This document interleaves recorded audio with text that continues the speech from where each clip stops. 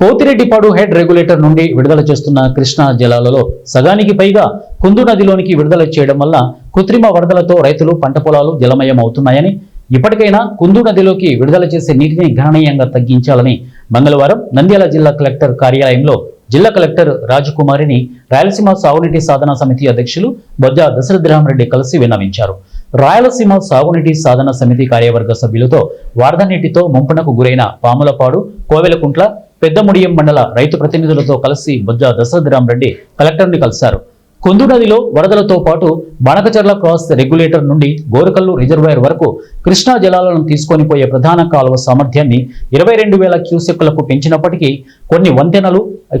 అక్వడక్టుల నిర్మాణాలు పూర్తి కాకపోవడం వల్ల 10,000 క్యూసెక్కులకు మించి నీటిని తరలించలేని పరిస్థితుల్లో కూడా 13,000 క్యూసెక్కుల నీటిని తరలించడంతో పాములపాడు మండలంలో పొలాలు మునగడం,